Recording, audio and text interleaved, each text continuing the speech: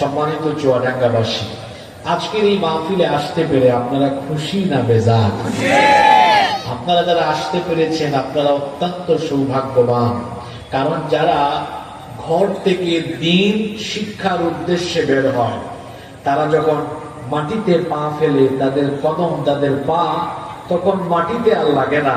দিন চর্চার উদ্দেশ্যে যারা বের হয়, ফেরেশতারা তাদের পায়ের নিচে রহমতের ডানা বিছিয়ে রাখে। শুধু তাই নয়, এখানে আসার পরে আপনাদের প্রোটেকশনের জন্য, আপনাদের সিকিউরিটির জন্য এখানে পুলিশ, র্যাব, এখানে কোন স্পেশাল সিকিউরিটি ফোর্স নাই, দরকার নাই। আমাদের এর চেয়ে বড় বড় গ্যাদারিং হয়, আমাদের কোনো সিকিউরিটি লাগে না। কারণ কোরআনের মাহফিলের জন্য আল্লাহ স্পেশাল সিকিউরিটি ফোর্স পাঠিয়ে দেন। তারা কারা?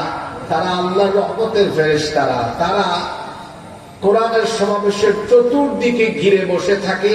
বসে বসে কি করে? যারা এখানে আসে তাদের জন্য আল্লাহর দরবারে ক্ষমা প্রার্থনা করতে থাকে। সুবহানাল্লাহ। এবং কোরআনের সমাবেশে আল্লাহর তরফ থেকে রহমত নাজিল হয় ততক্ষণ। কোরআনের সমাবেশে কোরআন পিপাসুরা কোরআন থেকে কোরআন চর্চা করে যতক্ষণ। সুবহানাল্লাহ। তাহলে এই হাদিস আমাদেরকে কি বার্তা দিল?